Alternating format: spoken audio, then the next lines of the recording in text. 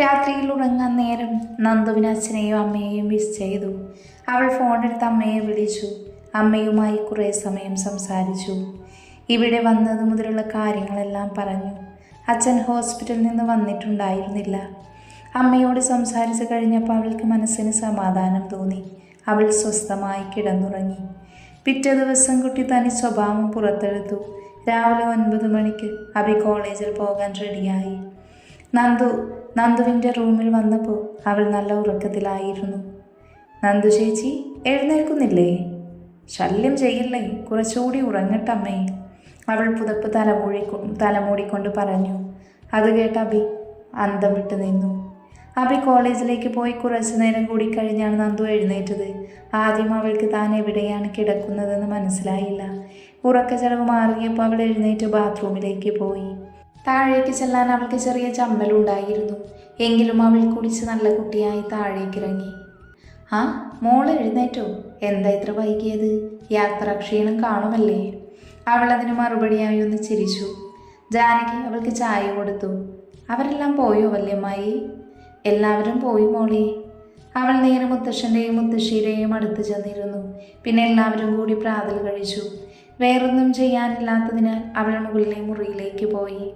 അവളുടെ റൂമിൻ്റെ അടുത്തൊരു തന്നെയാണ് അഭിയുടെയും അജിത്തിൻ്റെയും മുറികൾ. ജിത്തുവിൻ്റെ മുറി സ്റ്റെയർ കയറി വരുമ്പോൾ തന്നെയാണ്. തൻ്റെ റൂമിന് അഭിമുഖമായി അടഞ്ഞു കിടക്കുന്ന റൂം കണ്ട് അവൾ അങ്ങോട്ട് ചെന്നു. ഡോറിൽ തള്ളി നോക്കിയപ്പോൾ റൂം ലോക്കായിരുന്നു. അവൾ തൻ്റെ റൂമിലേക്ക് തന്നെ കയറി. ഷെൽഫിൽ നിന്നൊരു ബുക്കെടുത്ത് കട്ടിൽ കിടന്ന് വായിക്കാൻ തുടങ്ങി. വായിച്ച് അവൾ ഉറങ്ങിപ്പോയിരുന്നു. പിന്നെ ഉച്ചയ്ക്കാണ് കണ്ണു തുറന്നത്. താഴെ ചെന്നപ്പോൾ അപ്പു പ്ലേ സ്കൂളിൽ നിന്ന് വന്നിരുന്നു. അവൻ്റെ കൂടെ കുറേ നേരം കളിച്ചു. വൈകുന്നേരം അഭി വന്നപ്പോൾ നന്ദു പറഞ്ഞു, എനിക്കിങ്ങനെ ഇരുന്ന് മടുത്തു അഭി, നമുക്കൊന്ന് പുറത്തൊക്കെ കറങ്ങിയിട്ട് വരാം. അങ്ങനെ അവർ രണ്ടുപേരും കൂടെ നാട് കാണാനിറങ്ങി. തറവാടിൻ്റെ പറമ്പ് കഴിഞ്ഞ് പാടശേഖരമാണ്. പാടത്തിറങ്ങി നെൽക്കതിർ പറിച്ചും പക്ഷികളുടെ കലവില ശബ്ദം കേട്ടും സംസാരിച്ചും പറഞ്ഞും അവൾ സമയം കളഞ്ഞു. സന്ധ്യയ്ക്ക് മുൻപ് അവൾ തറവാട്ടിൽ തിരിച്ചെത്തി. ഇന്ന് കാവിൽ വിളക്ക് വയ്ക്കാൻ ഞാനും കൂടി വരാമടി. എന്ന് ചേച്ചി പോയി കുളിച്ചിട്ട് വാ. നന്ദു മുറിയിൽ ചെന്ന് ബാഗ് തുറന്ന് അതിൽ നിന്നൊരു സെറ്റും മുണ്ടും എടുത്തു. അമേരിക്കയിലെ മലയാളി അസോസിയേഷൻ്റെ ഓണാഘോഷ പരിപാടിക്ക് ഉടുക്കാൻ വേണ്ടി അമ്മ വാങ്ങിക്കൊടുത്തതായിരുന്നു അത്. അവൾക്കും സാരി ഉടുക്കാൻ ഇഷ്ടമായിരുന്നു. അവൾ കുളി കഴിഞ്ഞ് കറുത്ത കരയുള്ള സെറ്റും മുണ്ടും എടുത്തു. അരയോളം നീളമുള്ള മുടി കുളിർപ്പിന്നൽ കെട്ടിവെച്ചു. ഒരു കുഞ്ഞു ജിമിക്കിയും ഇട്ടു. വിടർന്ന കണ്ണുകളിൽ കരിമഷി എഴുതി. ഒരു വലിയ കറുത്ത പൊട്ടും കുത്തി. താഴേക്ക് ഇറങ്ങി ചെന്നു. അവളെ കണ്ട അഭി വായും പൊളിച്ച് നോക്കി നിന്നു. ചേച്ചി ഒരു സുന്ദരി തന്നെ. സത്യമായിട്ടും? നന്ദു ചിരിയോട് ചോദിച്ചു. അഭി അതും കണ്ട് അന്തം വിട്ട് നിന്നു. മുത്തശ്ശിക്കും അവളെ ആ വേഷത്തിൽ കണ്ടപ്പോൾ വളരെ സന്തോഷമായി. സീതയുടെ ചെറുപ്പകാലം പോലെയാണ് അവർക്ക് അവളെ കണ്ടപ്പോൾ തോന്നിയത്. രണ്ടുപേരും കൂടി കാവൽ വിളക്ക് വെച്ചു.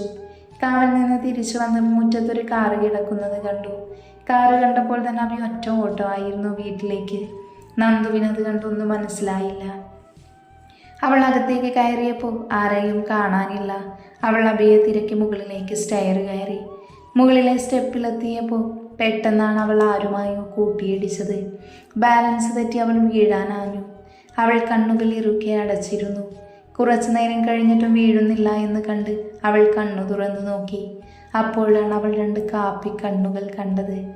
അടിപൊളി കണ്ണ്. ആരാണവോ ഈ കണ്ണിൻ്റെ ഉടമ? അവൾ മനസ്സിൽ ചിന്തിച്ചു. പെട്ടെന്നാണ് ഒരു ഗാംഭീര്യം ശബ്ദം അവിടെ ഉയർന്നത്. താൻ എവിടെ നോക്കിയാണോ നടക്കുന്നത്? തനിക്കെന്താ കണ്ണു കാണില്ലേ? മൊത്തങ്ങ പോലത്തെ 2 കണ്ണുണ്ടല്ലോ, നോക്കി നടന്നൂടെ? ബാക്കിയുള്ളവരുടെയും കൂടി തള്ളിയിടാൻ. അപ്പോഴാണ് അവൾ ശ്രദ്ധിച്ചത് താനിപ്പോഴും ആളുടെ കൈകളിൽ തന്നെയാണെന്ന്. താഴെ വീഴാതിരിക്കാൻ അരയിലൂടെ കൈ ചുറ്റി പിടിച്ചിരിക്കുകയാണ്. അവൾ പെട്ടെന്ന് തന്നെ നേരെ നിന്നു. അവൻ അവളെ ഒന്ന് കനപ്പിച്ചു നോക്കിയ ശേഷം താഴേക്ക് ഇറങ്ങിപ്പോയി. ഇതാരാണാവോ? ഓ, ഇതായിരിക്കും ആദിയേട്ടൻ. പക്ഷേ ആളൊരു മുരടനാണെന്ന് തോന്നുന്നു. അവൾ അബിയുടെ മുറിയിലേക്ക് ചെന്നപ്പോൾ അവൾ ഒരു പുതിയ ഫോൺ എടുത്ത് പണിതുകൊണ്ടിരിക്കുവാണ്. നന്ദു അബിയോടായി ചോദിച്ചു, ഇപ്പം താഴേക്ക് ഇറങ്ങിപ്പോയ ആദിയേട്ടനാണോടി? ആ അതെ, ഞങ്ങൾ തമ്മിലൊന്ന് കൂട്ടിയിടിച്ചിരുന്നു. എന്നിട്ട് ചേട്ടൻ നന്ദു ചേച്ചിയൊന്നും പറഞ്ഞില്ലേ? ആ പറഞ്ഞു, നോക്കി നടന്നൂടെ എന്ന് പറഞ്ഞ് പിണങ്ങി. അത്രേ പറഞ്ഞുള്ളൂ? സാധാരണ എല്ലാവർക്കും നല്ലത് കിട്ടാറുണ്ട്. അതാ ചോദിച്ചത്. ചേച്ചിക്കപ്പോൾ ഭാഗ്യമുണ്ട്. ഓഹോ, അപ്പോൾ അത്രയ്ക്ക് പ്രശ്നക്കാരനാണോ? ചെറുതായിട്ട്. പക്ഷേ എന്നോട് വലിയ സ്നേഹമാണ്. നോക്കിക്കേ, ഇത് ഏട്ടൻ വാങ്ങിത്തന്ന ഫോണാണ്. ഈ പ്രാവശ്യം വരുമ്പോൾ വാങ്ങിത്തരാമെന്ന് ഉറപ്പ് പറഞ്ഞിരുന്നു. എന്നാലും ആളൊരു അഹങ്കാരിയാണ്. നമുക്ക് ശരിയാക്കി കൊടുക്കാന്നേ, അവൾ മനസ്സിലായി ഓർത്തു. രാത്രി ഭക്ഷണം കഴിക്കാനിരുന്നപ്പോൾ നന്ദുവിന് ആദിയുടെ അടുത്താണ് സീറ്റ് കിട്ടിയത്. എല്ലാവരും സംസാരിച്ചെല്ലാം പറഞ്ഞു ഭക്ഷണം കഴിക്കുവാണ്. ആദി മാത്രം ഭക്ഷണത്തിൽ ശ്രദ്ധ കേന്ദ്രീകരിച്ചിരിക്കുന്നു. ഇയാളെന്താ ചെന്നൈയിൽ പോയിട്ട് ഭക്ഷണം കാണാതെ കിടക്കുകയായിരുന്നു? നന്ദു മനസ്സിലായി ഓർത്തു. നന്ദുവിനൊരു തമാശ തോന്നി. അവൾ കാലുകൾ കൊണ്ട് ആദിയുടെ കാൽവിരലിൽ ഇക്കിളിയാക്കി. ആദി ഞെട്ടിക്കൊണ്ട് മേശക്കടിയിലേക്ക് നോക്കിയപ്പോൾ നന്ദു കാലു നേരെ വെച്ചു.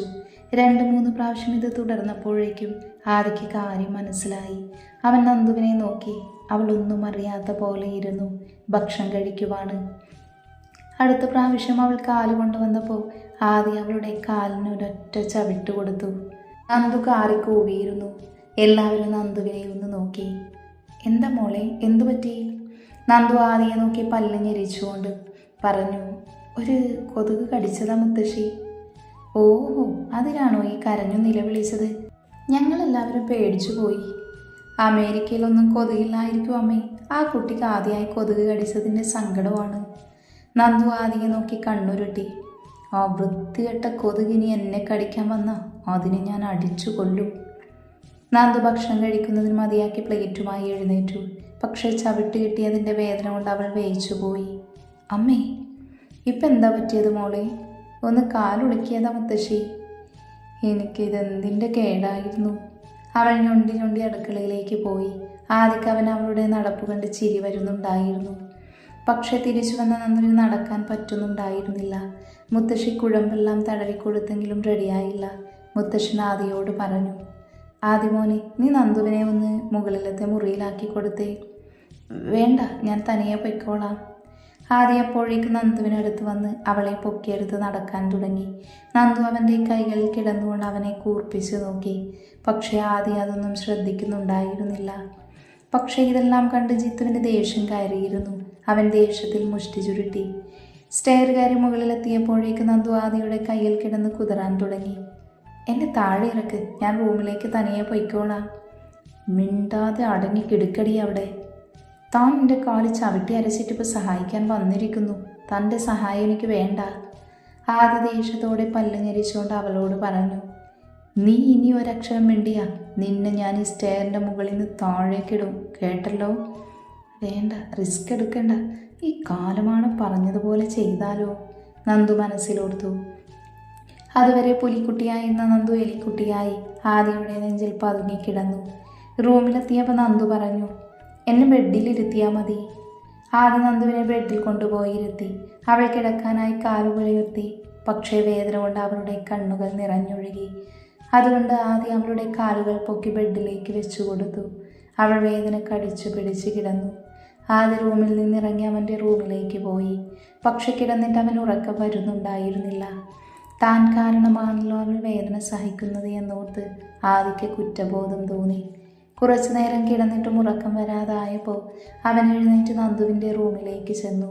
നന്ദു അപ്പോൾ ഉറങ്ങിയിട്ടുണ്ടായിരുന്നില്ലെങ്കിലും കണ്ണുകൾ അടച്ച് കിടക്കുകയായിരുന്നു. നന്ദു ഉറങ്ങിയെന്ന് കരുതി ആദ്യം അവളുടെ അടുത്ത് വന്നിരുന്നു. അവൻ നോക്കിയപ്പോൾ ചവിട്ടുകൊണ്ട കാലിൽ നീരുണ്ടായിരുന്നു. അവൻ അവളുടെ കാലെടുത്ത് മടിയിൽ വെച്ച് കാലിൽ പതിയെ തടവാൻ തുടങ്ങി. നന്ദു കണ്ണു തുറന്ന് നോക്കി. ആദി കാലിൽ തടവുന്നത് കണ്ട് ചെറുചിരിയോടെ കണ്ണുകൾ അടച്ചു. നന്ദു ഉണർന്നിരിക്കുന്നതറിയാതെ ആദി കാലുകൾ തടവിക്കൊണ്ടിരുന്നു. കുറച്ചു നേരം തടവിയപ്പോൾ അവൾക്ക് വേദന കുറവ് വന്നതുപോലെ തോന്നി. നന്ദു പതുക്കെ ഉറക്കത്തിലേക്ക് പോയി. നേരം വെളുത്തപ്പോൾ നന്ദു എഴുന്നേറ്റു. ആദിയേട്ടനെ പോയാവൂ. അവൾ പതുക്കെ നടന്നു നോക്കി. ഇപ്പം കാലിന് വേദനയൊന്നുമില്ല. അവൾ ബ്രഷ് ചെയ്തതിനു ശേഷം റൂമിന് പുറത്തേക്കിറങ്ങി. അറിയാതെ തന്നെ കണ്ണപ്പുറത്തെ റൂമിലേക്ക് ചെന്നു. അവൾ ഡോറിൽ പതുക്കെ തള്ളി നോക്കി. ഡോറ് ലോക്ക് ചെയ്തിട്ടുണ്ടായിരുന്നില്ല. അവൾ ശബ്ദമുണ്ടാക്കാതെ ഡോറ് തുറന്നകത്തു കയറി. ആദ്യം നല്ല ഉറക്കത്തിലാണ്. അവൾ അവനെ തന്നെ നോക്കി നിന്നു. ഉറങ്ങുമ്പോൾ ആദിയേട്ടനെ കാണാൻ എന്തൊരു ക്യൂട്ടാണ്. പക്ഷെ കയ്യിലിപ്പോൾ എന്നാലും എന്നോട് സ്നേഹമൊക്കെ ഉണ്ട്, അതിലെ കാല് തടവി തന്നത്. അപ്പോഴാണ് ഫാനിൻ്റെ കാറ്റിനിൽ അവൻ്റെ മുടി നെറ്റിത്തടത്തിലേക്ക് വീണ് കിടക്കുന്നത് അവൾ കണ്ടത്. പെട്ടെന്ന് തോന്നിയ ഒരു ആവേശത്തിന് അവൾ അവൻ്റെ മുടി ഒതുക്കി വെച്ചു കൊടുത്തു. ഉറക്കത്തിൽ അവനൊന്ന് ഞരങ്ങി. എൻ്റെ ദൈവമേ, ഇങ്ങേരെ എഴുന്നേറ്റാലുള്ള എൻ്റെ അവസ്ഥ! Escape from Uganda. അവൾ അവിടെ നിന്ന് ഒരൊറ്റ ഓട്ടം വെച്ചു കൊടുത്തു. പിന്നെ ആദ്യം ബ്രേക്ക്ഫാസ്റ്റ് കഴിക്കുന്ന സമയത്താണ് അവൾ കണ്ടത്. അവളെ ആലുവ മണപ്പുറത്ത് വെച്ച് കണ്ട പരിചയം പോലും അവൻ കാണിച്ചില്ല. ഇങ്ങേരെന്താ അന്യൻ സിനിമയിലെ വിക്രമനോ? ഇടയ്ക്കിടയ്ക്ക് സ്വഭാവം മാറിക്കൊണ്ടിരിക്കാൻ. ഈ കാണിക്കുന്നതിൽ ഏതാണാവോ യഥാർത്ഥ സ്വഭാവം? ഓഫീസിൽ പോയി വന്ന ആദ്യം വളരെ ദേഷ്യത്തിലായിരുന്നു. അവൻ്റെ കണ്ണുകളിൽ ചുവപ്പ് രാശി കലർന്നിരുന്നു. കയറി വന്ന ഉടനെ അവൻ ഹാളിൽ കിടക്കുന്ന മേശയിൽ ആഞ്ഞടിച്ചു. ശബ്ദം കേട്ടെല്ലാവരും ഹാളിലേക്ക് വന്നു. എന്താ മോനെ, എന്തു പറ്റി? നീ എന്തിനെങ്ങനെ ദേഷ്യപ്പെടുന്നത്? ആദ്യം പല്ലിഞ്ഞരിച്ചുകൊണ്ട് പറഞ്ഞു. നമുക്ക് സ്ഥിരമായി കിട്ടിക്കൊണ്ടിരുന്ന അമേരിക്കൻ കമ്പനിയുടെ ടെൻഡർ ഈ പ്രാവശ്യം കൈലാത്ത് ഗ്രൂപ്പിനെയാണ് കിട്ടിയത്. ആ രുദ്രനാണ് ഇതിന് പിന്നിൽ. അവൻ എങ്ങനെയോ നമ്മുടെ നീക്കങ്ങൾ മനസ്സിലാക്കി നമ്മൾ കൊടുത്തതിലും കുറഞ്ഞ റേറ്റിന് കമ്പനിക്ക് ടെൻഡർ കൊടുത്തു. അവന് ഞാൻ പല പ്രാവശ്യം വാണിങ് കൊടുത്തതാ. ഇനിയും നമുക്കിട്ട് പണിയാനാണ് അവൻ്റെ ഉദ്ദേശമെങ്കിൽ അവൻ ഉടനെ അറിയും ഈ ആദി ആരാണെന്ന്. ആദ്യ ദേശത്തിന് മുകളിലേക്ക് കയറിയപ്പോൾ നന്ദു ഇതെല്ലാം കണ്ട് പേടിച്ച് നിൽക്കുവാണ്. അവർക്കിനിയും നമ്മളെ ദ്രോഹിച്ച് മതിയായില്ലേ? മുത്തച്ഛൻ പറഞ്ഞു. എല്ലാവരും പിരിഞ്ഞു പോയി കഴിഞ്ഞപ്പോൾ നന്ദു ജാനകിയോടായി ചോദിച്ചു, ഏതാണ് ഈ കൈലാത്ത് ഗ്രൂപ്പ്? ആരാണ് ഈ രുദ്രൻ? അവർ നമ്മുടെ ശത്രുക്കളാണോ? അതൊക്കെ വലിയ കഥയാണ് മോളെ. ഇവിടുത്തെ മുത്തശ്ശനും കൈലാത്ത് വീട്ടിലെ കാരണവരായ ശങ്കരനും ചെറുപ്പം മുതലേ കൂട്ടുകാരായിരുന്നു. അവർ ഒരുമിച്ചാണ് ആദ്യം ബിസിനസ് ചെയ്തുകൊണ്ടിരുന്നത്. പിന്നീട് ബിസിനസ് വളർന്നപ്പോൾ ശങ്കരൻ കൈലാത്ത് ജ്വല്ലേഴ്സ് എന്ന ബിസിനസ് തുടങ്ങി.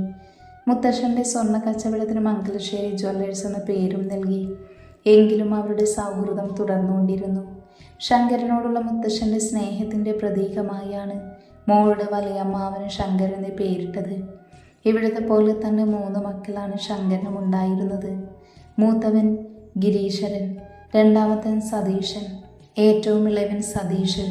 അച്ഛന്മാർ തമ്മിലുള്ള സൗഹൃദ മക്കളും തുടർന്നു പോന്നു. മോളുടെ അമ്മ സീത കാണാൻ നല്ല സുന്ദരിയായിരുന്നു. എന്നെ ഇവിടെ കല്യാണം കഴിച്ചുകൊണ്ട് വന്ന സമയമാണ്. അന്ന് അജി ചെറുതാണ്, കഷ്ടിച്ചൊരു വയസ്സ്. സീത അന്ന് ഇവിടുത്തെ സ്കൂളിലെ ഡാൻസ് ടീച്ചറും. അപ്പോഴാണ് കൈലാത്തിന് സീത ഒരു കല്യാണ ആലോചന വന്നത്.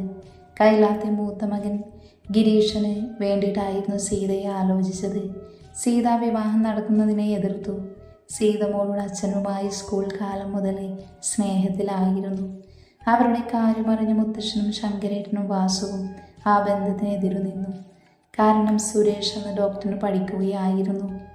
എങ്കിലും സാമ്പത്തികമായും ജാതിയിലും അവർ തറവാടിനേക്കാൾ താഴ്ന്നതായിരുന്നു. തറവാടിൻ്റെ അന്തസ്സിന് ചേർന്നതല്ലാത്തതിനാൽ തറവാട്ടിലുള്ളവർ ഈ ബന്ധത്തിൽ നിന്ന് ഒഴിവായ സുരേഷിനെയും കുടുംബത്തെയും പല രീതിയിലും ഉപദ്രവിച്ചുകൊണ്ടിരുന്നു. സീതയുടെയും സുരേഷിനെയും സ്നേഹം സത്യസന്ധമായിരുന്നു.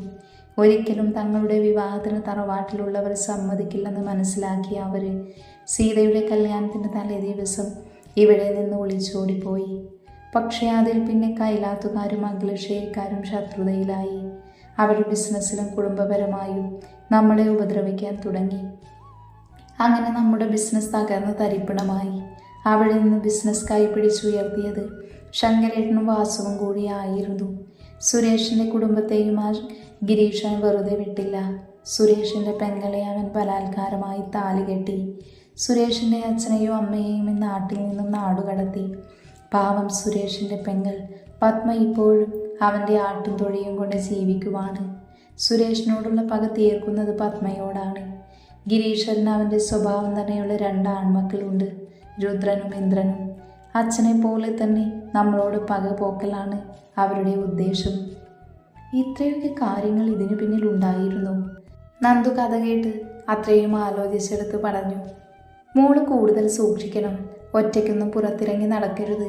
മോളിവിടെ എത്തിയിട്ടുണ്ടെന്നറിഞ്ഞാൽ അവർ വെറുതെ ഇരിക്കില്ല. അത്രയ്ക്ക് പകയുണ്ട് അവർക്ക് നമ്മളോട്. ജാനകി അവളോടായി പറഞ്ഞതും നന്ദു ആകെ പേടിച്ചു പോയിരുന്നു.